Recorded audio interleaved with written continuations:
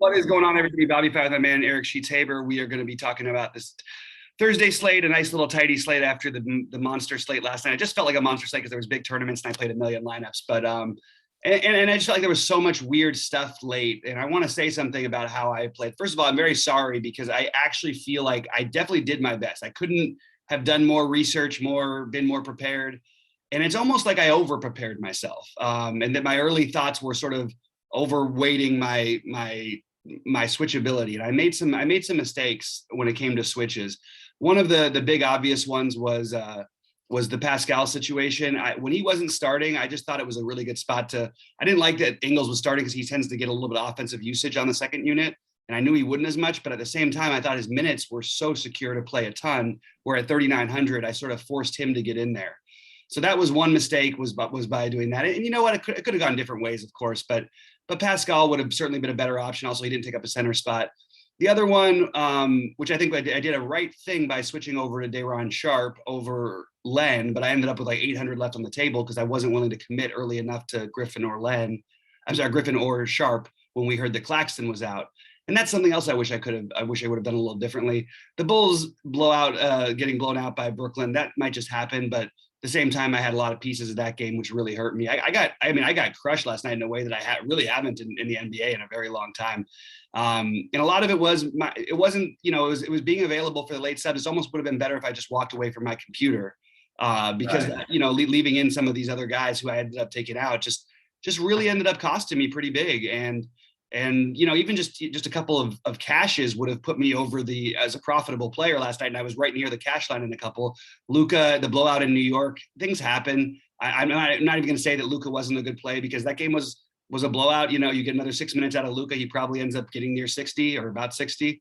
And if they make any shots, he's probably approaching 70. Also, it would have meant Julius Randle could go even a little bit crazier, and he was fine, but he could have put up 50 plus, and all of a sudden then I'm doing okay. But the truth is my late swapping felt a little discombobulated, and I'd like to try to focus a little bit more in. I do like getting some variance with some of the guys who are wild card plays, so to speak.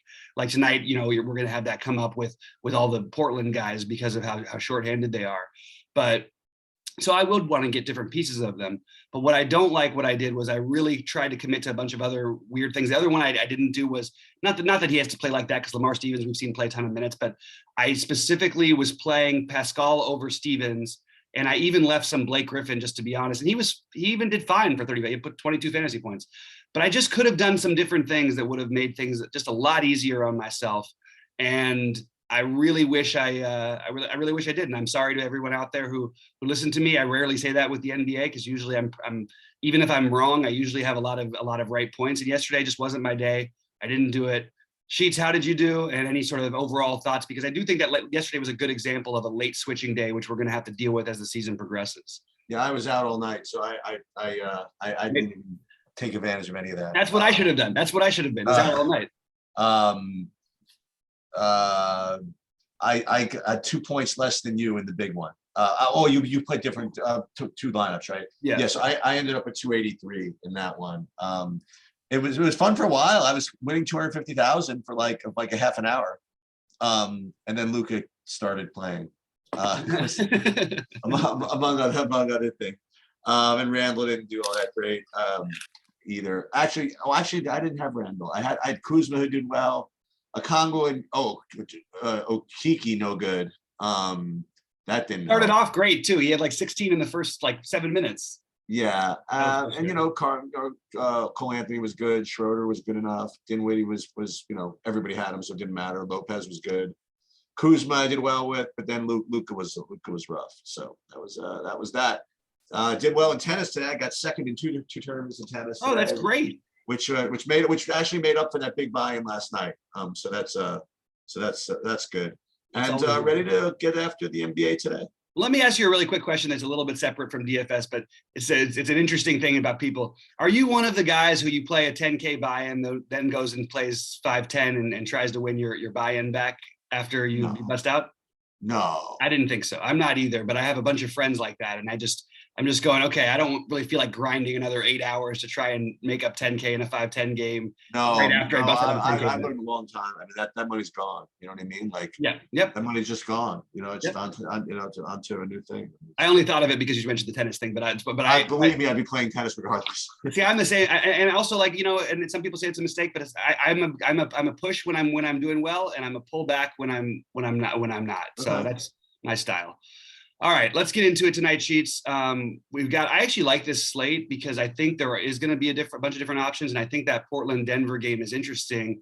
The history with Nurkic and Jokic is pretty interesting, but it won't look good if you look at recent numbers. There's been a lot of foul trouble by Nurkic.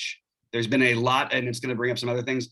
But the overall things on this slate is you're going to probably want 3 guys from the last game, in my opinion.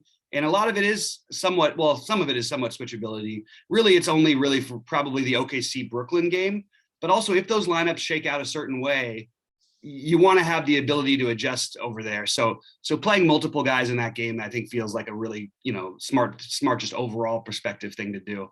And it's going to be very hard to fade guys like DSJ and things like that. But it's also very weird to see DSJ, who legitimately could end up 95% owned in the big buy-ins. Like, as of right now, that's like a legit possibility. And when that happens for a guy like that, there is an argument for maybe playing him 70% or 60% instead of 100%. Or you could go the other way and say whatever, but legitimately, looking at this slate, he legitimately may end up being 95% owned as of right now. I agree with that. Yeah. All right, let's get into it.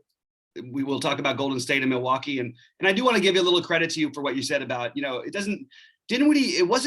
didn't have like his ultimate floor game, and he was fine still, like whatever. He put a 5X. It was not what you want, but it would have been the right move to fade him. I did play him in 2 of my 3 big lineups, and I legitimately had to force him out of my other one. And I almost, I don't know. I'm saying that it's just interesting to think when we think that there's guys are such locks. They're sometimes not going to be. And Dinwiddie on the back-to-back for a jump shooter, a guy who's not necessarily scoring reliant, but he played a bunch of minutes the night before. Just remember what Sheets says when he talks about those things, because there's a lot of stuff to it. I don't know the studies on it, but these guys coming off ceiling games or overtime games and then on the back-to-backs, it's just, especially for jump shooters, it doesn't seem like the greatest spot to play them in. But I'll just put it to you this way: if you look at the at the betting lines of these games. The betting lines over time have proved to be pretty efficient, and you just kind of see when teams go on back-to-backs, they get really hammered against them in the money line, because everybody, that's just kind of like what happens with these teams. They just have letdowns. So you have teams that would otherwise be a pick 'em, but they're on a back-to-back on the road. They're getting 4. You're like, whoa. And I just feel as though the DFS community hasn't really caught up with that yet. But okay, but whatever. I really do feel though. I feel as though that if a team played 2 days before, and as opposed to playing the game before, I think the projections would be exactly the same, literally exactly the same. Mm-hmm. Where the reality is that I just think it's less likely that a player hits that projection if it's on a back-to-back, whether it's a jump shooter or not. I don't know. Right. I don't know. And also, like, that game for a while, it was interesting because what happened was Washington sort of looked like they had it in hand, and they almost played their offense like they took out their guys who were on the back-to-backs for a while, and then they brought him back later on. I mean, even you mentioned you played Kuzma last night, which was a great play. But Kuzma could have had a much bigger game as well, yeah. But they were sort of trying, it was a back-to-back, so they weren't going to play them 40 minutes. Yep. That's as simple as that. All right, let's get into tonight's slate. Let's pull up your screen. Hey, some good games tonight. Yeah, good real basketball games for sure. Although we thought that about Brooklyn and Chicago. And for the first quarter, I was loving every second of watching that game. I thought I was going to have some chances because everybody looked like they had the ability to go nuts. Harden, by the way, was, I think, like less than 1% owned. I had him in I think the box out at 1%. I came in like 40th in that or something like that, or 30th or something. He was another one I swapped off of in my thing to try and play Kyrie and DeRozan to get it a little more correlation. Right. And it's just one of those things where on a big slate, sometimes the correlation pays off. Sometimes it can actually hurt you because you end up forcing in plays that you don't necessarily need to have.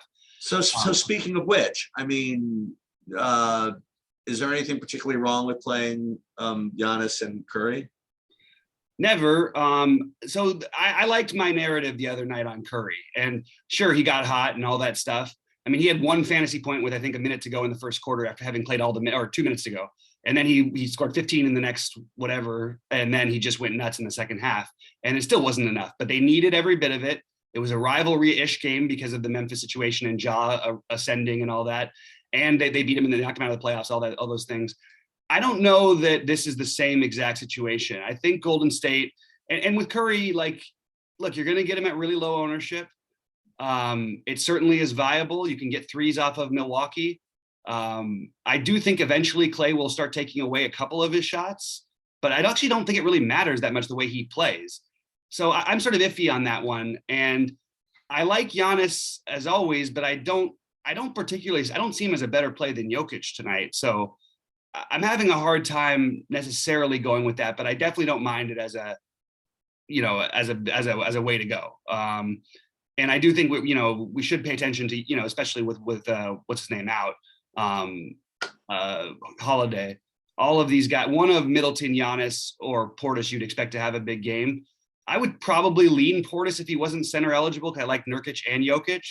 But right now, this game might be a stay away for me, and that feels a little funny. Yeah, I would either play both of those guys together or a zero of them in that game. So similar page. So that's a way that makes sense. Just got to think though, how does the rest of your lineups look if you do that? And if you get you end up playing Portland values, you know what I mean? And right, you play the Portland values, and maybe you could play the Portland values and run it back with, instead of running it back with Jokic, maybe you can run it back with Barton or Aaron Gordon, or not run it back at all. Or not run it back at all, but I'm saying that you could get another mid-tier guy in if you play the 3 and 4K guys. Okay. I just checked it out, so you can do it, but I just don't think this is my favorite spot to attack tonight. And I think it seems like a great game in real life. But I as of right now, I don't find myself loving as much as. Let's talk about it this way. So who is really, I mean, honestly, more likely to score more fantasy points, Giannis or Jokic? And before you answer that, I mean, keep in mind that this Milwaukee game is probably like a 2-point spread or something like that. It's a 1.5. Where the Denver game is going to be like 20. I don't know what it's actually. Denver game's 11. Remember, Denver has not been very good this year. Yeah, I get it. Yeah. But who really is supposed to score? Who really is going to score more fantasy points? Jokic's going to project to score more. But is you actually going to score more? You know what I mean? I don't think it's that clear. Okay, so here's my argument for why Jokic is the better play. First of all, he's been consistently a better producer this year. Has less other good parts with him. Like Bobby Portis, and before he was gone, DeMarcus Cousins was taking away from some of the usage. It's not just about this, that it's the offense. You want the ball in Giannis's hands. You want to have those 8-9 assist games like he did, a couple times recently, rather than the 2 assist games, or you want him to score 40 real life points. Jokic is going to get there almost. I mean, he's going to get tonight. He'll get 15 rebounds probably. He'll probably end up with somewhere near 10 assists. And already, then it just means if he scores any points at all, you're doing okay. I think Jokic scores more. I also think Golden State has a better interior defense than most people believe. And they also are a really good defensive team that is not going to be dumb enough to try and let Giannis just take over. Now, will it be able to stop him? No. But, I mean, he's 12-3. I think Jokic is the better play. But I think they're both good plays for what it's worth. I think it is a fair question. I also think that center has some good eligible guys today, and you could play Giannis instead of Jokic. I think that I would lean more towards playing Giannis without Curry than I would playing Giannis and Curry together. I think if I was going to play Giannis with an expend up, it would try to play Giannis and Jokic together, because that's where I feel like you have the ultimate ceiling. And I am going to say, it may not be time yet, but there will be a time very, very soon that we're going to be playing Klay Thompson really soon. Yeah, I agree with that. And the other guy in this game who does seem to fit the mold of the right kind of guy in these types of games usually would be Iguodala. But I don't love the value compared to what we have later. So this game is not as interesting to me. Yeah. Okay. Oh wait, hold on. Okay, we just got news. George Hill is now questionable, so he may play tonight. Holiday and Galloway look like they're out. So that means I just want to double check something real quick because I did have no projection. That's going to make. I mean, George Hill could end up being in play if he starts. So as another an additional value to the Portland value. He's not better than the Portland value, but he could be an additional value. But I don't love that either. So just want to throw that out there. We just got it. It says here, that was the 12th. It says that he was out, but they just announced that he's out Thursday against the Warriors. They just announced that he's upgraded to questionable. He's upgraded. You hear about that trade? Yeah, it's really for the pick. Good trade for the Knicks, man. Yeah, I like that. Geez, good for the Knicks because Reddish is a kind of guy they could really use. But I actually think that the Hawks if people think they might be giving up on Reddish. The truth is, how do you play him when you've got Herter? They just have too many guys. They have Herter, Bogdanovich, and Trey all healthy in the backcourt, and then you're going to have all those guys playing 30 plus minutes. Where does he really fit in? Because he's not a 4, and you have John Collins and Capella. So it's just a matter of fit. And I've been wondering what they're going to do. I think they could have probably gotten more than what they got, but that first round pick from the Knicks could be big for them down the road. So I don't think it's a terrible trade. I just think that it did catch me off guard a little bit when somebody wrote in our Discord that it was for Knox. I was like, they definitely are not trading for Kevin Knox. Right. I mean, he is 21 years old or whatever, but I think he has a chance to be a role player in the NBA. I don't see that star-like potential and Reddish. I mean, in 3 years, Reddish could actually be an all-star. He has that ability in him. So good trade. You got some Duke chemistry back with RJ Barrett and Reddish. And boy, they love RJ at the Garden. I noticed they really go crazy for him. Oh my God, they love him. He gets overlooked by a lot of people because they don't realize how good he is defensively. He's a very, very good defender. He did a great job on Luka last night. But anyway, moving on to Minnesota, Memphis with a huge total here. And I'm surprised that Memphis is only a 4.5 point favorite here. I honestly can't explain why they're a 4.5 point favorite. If I had to guess this line blindly, I would have guessed 8.5 or 9. Memphis hasn't lost, as you would say, since the Eisenhower administration. They've been beating everybody, and I think they will win this game fairly handily tonight. That's my personal take. Minnesota's been playing well as well, for what it's worth. What are your thoughts DFS-wise here? Yeah, not much. Durant at 9,200. Morant 9,200. He's certainly a $9,200 player, but I don't know. It's just one of those funny games where Beverly gets in Beverly mode and does something here and messes him up a little bit. I don't know. It's possible. Seen it happen. And then Minnesota Cat, but the center position's tough. It's a 200 million point total. I feel as though I'm supposed to like something here, but I don't. What do you like? I like Ja a lot. Beverly, you can do everything you want. It doesn't really matter. Maybe like nothing messes with Ja Morant. This Memphis team has so much swagger. They're nuts. They drove the Lakers. LeBron was losing his mind the other night because they were talking so much trash, and they backed it all up. They just beat the Warriors. I love this Memphis team. I think maybe it might be that time that they just hit the ceiling. That this is like 2 years removed from when they're supposed to hit their ceiling, and they're there. Like all these trades they've been in rumored to be a part of. I don't know. It's this team seems pretty good to me, and I don't know that they should play it out, but if they can get, I love like Melton and Bane. Bane, I don't know if I'd trade Bane. I think the guy's going to be like a 20 point a game scorer for most of the rest of his career. I don't know. Right. Maybe if you get a Jaylen Brown for those guys and a couple draft picks or something, that I would do. Or you can maybe upgrade another versatile switchable center. Anyway, whatever.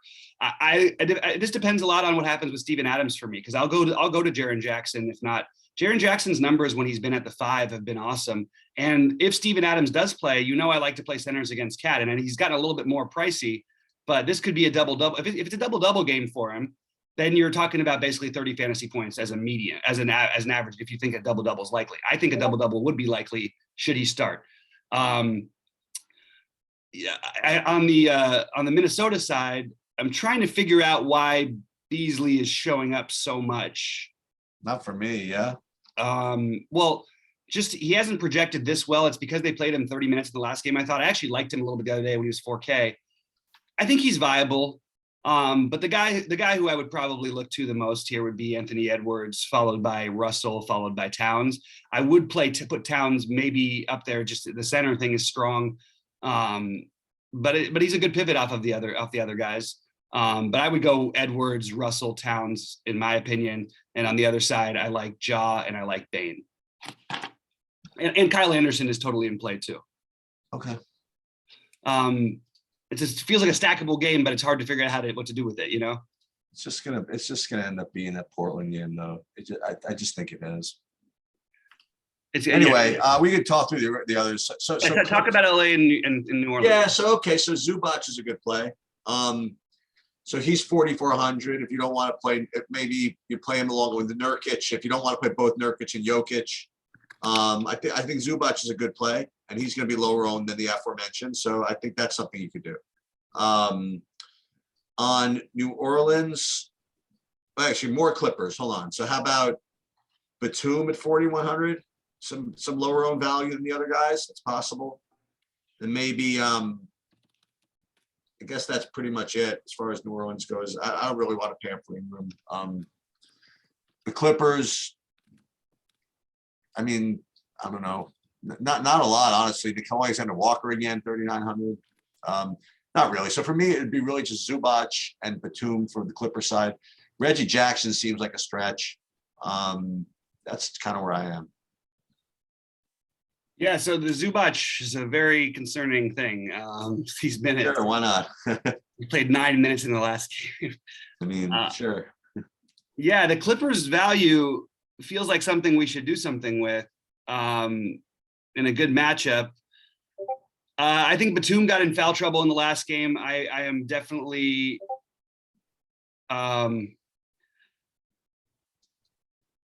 yeah, I'm definitely interested in going back to Batum. Sorry about this. I'm getting a bunch of messages and it's kind of distracting me. I don't mind going back to Zubac. I know that Man is sort of on the way, like, you know, as sort of on the downturn with this team a little bit, but it's you know, recent things are funny, and Coffee was incredible the other night. I don't think we should rely on that to be the norm. So I think Batum is probably my favorite, and I'm open to the idea of Zubac because of the price, but it feels thin. And Reggie Jackson also got in foul trouble the other night, which cost him some potential minutes. So I guess those would be my favorite guys. Brandon Boston, you know, can occasionally get minutes. It's just they have a bunch of guys they're sort of platooning minutes in here for. But Reggie Jackson and Batum, Jackson, Morris is probably my favorite in those way, in that order.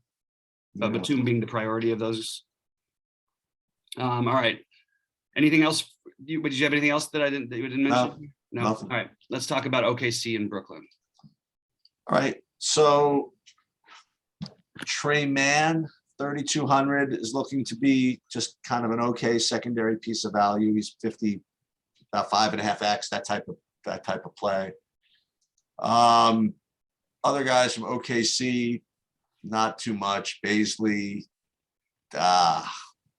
Giddy, I suppose, but I do like Shea. Let me just take a look and see how he rates to some of these other guys. Yeah, sure, why not?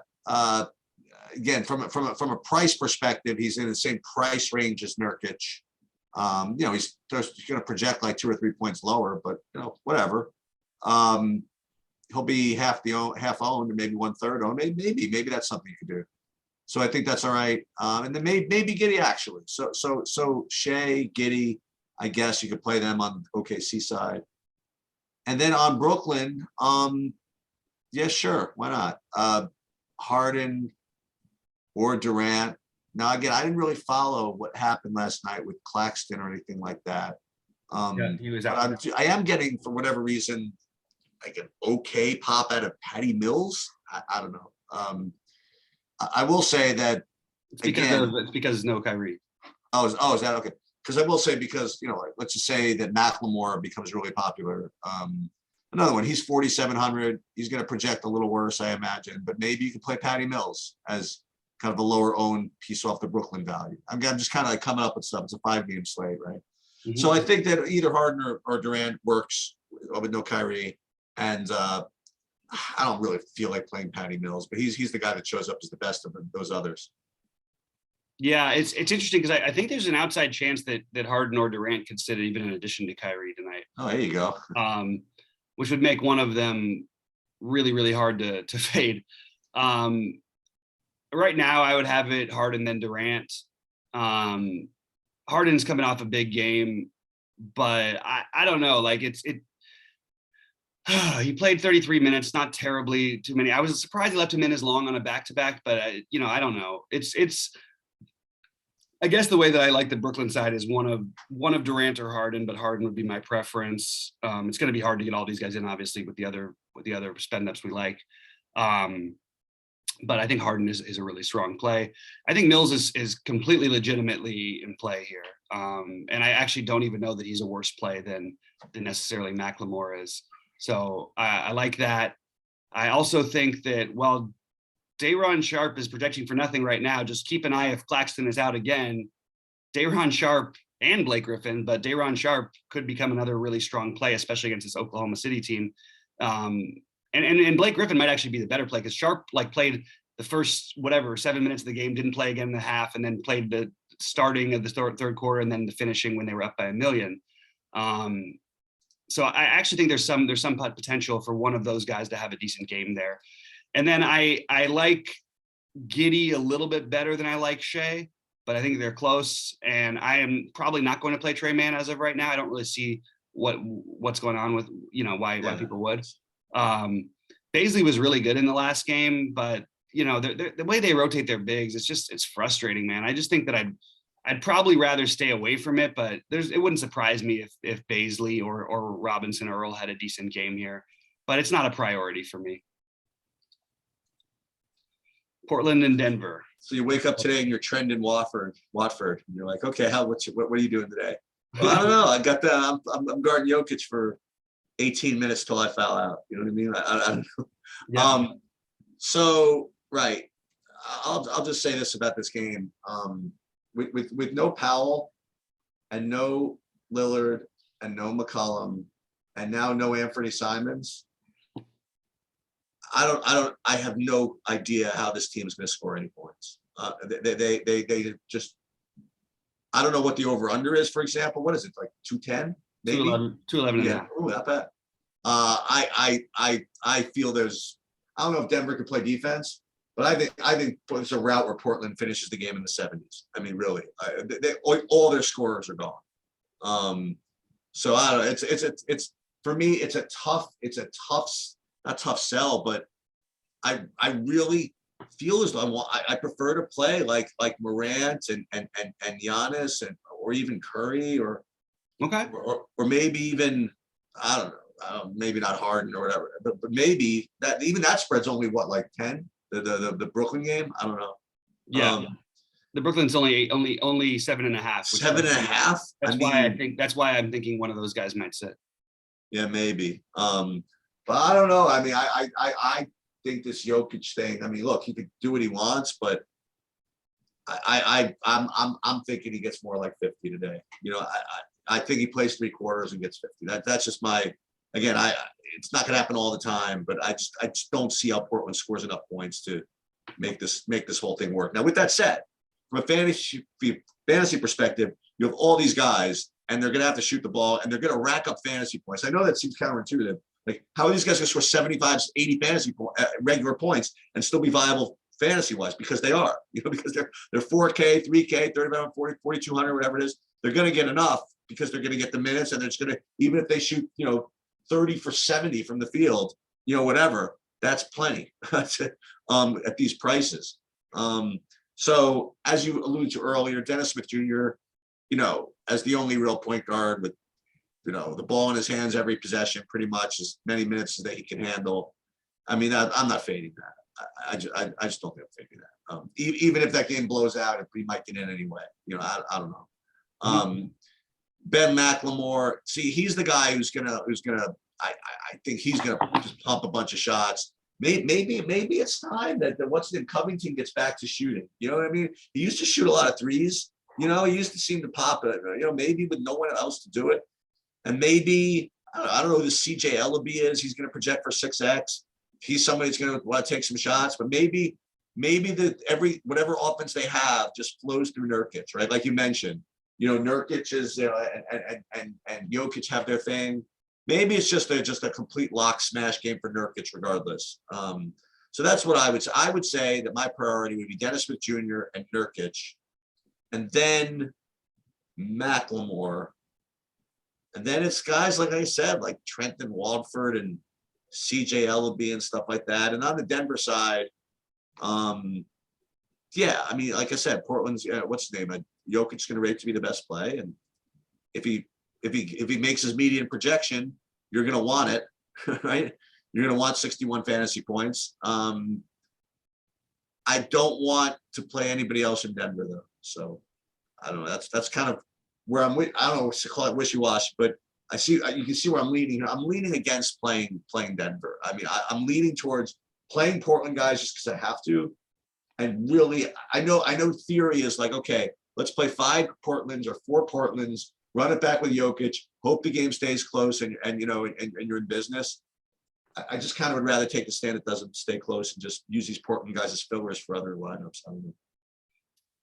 I hear you. I'm going to go a route where I might stack like four from Denver, 5 from Denver, from Portland. I mean, and I don't mind playing Barton in addition to Jokic either, Okay. Or instead of Jokic. So it's certainly reasonable. But I also will have some lineups where I'll play the Watford Ellaby in the blowout potential blowout run.